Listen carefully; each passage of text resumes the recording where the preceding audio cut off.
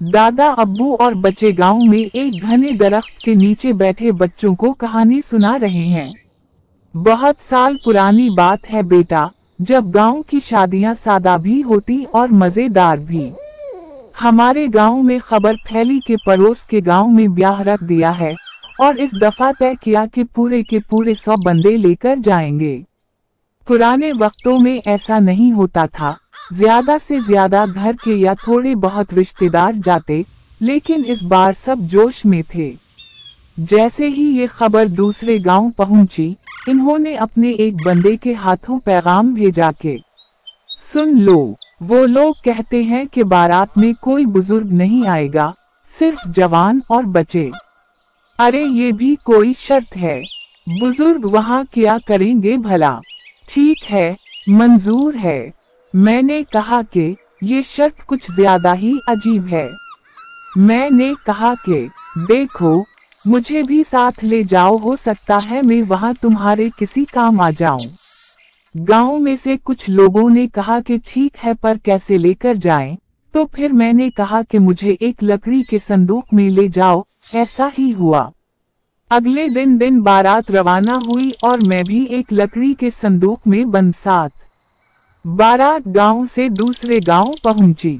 दूसरे गांव वाले बारात का इस्तकबाल कर रहे हैं, फूल डाल रहे हैं और ध्यान में है कि कोई बुजुर्ग साथ तो नहीं, और सारे रस्मों रिवाज होते हैं जो गांव में अक्सर होते हैं। और फिर जैसे ही बारात पंडाल में बैठती है, खाना खाने के वक्त गांव में से एक बंदा ऐलान करता है कि बारात तब वापस जा सकती है जब सौदेगे बकरे की खत्म करेंगे।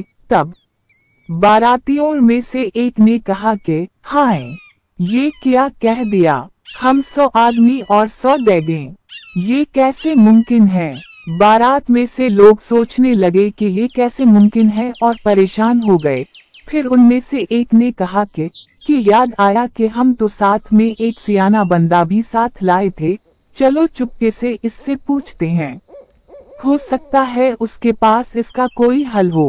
बारातियों में से 2-4 लोग मेरे पास आए और सारा माजरा बयान किया। तो मैंने फिर से कहा कि ये मामला था जो ये बुजुर्ग साथ लाने को मना कर रहे थे। बारातियों में से अली ने पूछा, दादाजी इसका कोई हल है तो वो बताओ। तो फिर मैंने कहा कि ठीक है, अगर ये बात है तो उनसे कहो कि 100 देगज हैं तो पहले एक देगा पका कर लाएं और फिर दूसरी। गांव वालों ने ऐसा ही किया, पहले एक देगा पका कर लाए, बारातियों ने पहले वाली खत्म कर ली। इस तरह दूसरी और फिर तीसरी। जैसे जैसे पक रही थी वैसे वैसे बाराती खा रहे थे और ऊपर से शाम भी ढलने लगी थी। फिर हुआ ये कि मेजबान गांव के लोगों को शक पड़ गया कि हो ना हो उनके साथ कोई सियाना बुजुर्ग जरूर आया है। दादाजी से कहानी सुनते हुए एक बच्चे ने पूछा, दादाजी फिर किया हवा? अली ने संदूक खोला और मुझे बाहर आना ही पड़ा। अली हंसते हुए, जी हाँ, ये है हमारे दादा अब्बू। दादा अब्बू, पीठ अकल से बड़ा नहीं होता, हमेशा अकल ही बड़ी है। सब हंस रहे हैं। दादा अब्बू नसीहत कर रहे हैं, बुजुर्गों को खेल से बाहर मत करो, उनका इल्म और तजुर्बा ही असल खजाना है। सब वाह दादा अब्बू, क्या बात कही। गांव वालों ने कहा कि बात तो सच है। इन्होंने और हम सब ने मिलकर खाना खाया और हमें वहां से खुशी खुशी रुखसत किया। ढोल ताशे, खुशी इज्जत के साथ बारात वापस जा रही है। सब कहा लगाकर हंस पड़े और हम इज्जत के साथ बारात वापस ले आए। अली, दादा अब्बू, आप ना होते तो हम ये बाजी हार जाते। दादा अब्बू मुस्कुरा कर, बेटा, तजुर्बा और अकल किताब से नहीं, कभी कभार हालात से आती है। इस कहानी का सबक, बेटा, तजुर्बा और अकल किताबों से नहीं, वक्त और हालात से आती है, और ये खजाना हमेशा बुजुर्गों के पास होता है। और अगर किसी मामले में किसी चीज की समझ नहीं आ रही हो तो फिर बुजुर्गों से पूछ लो।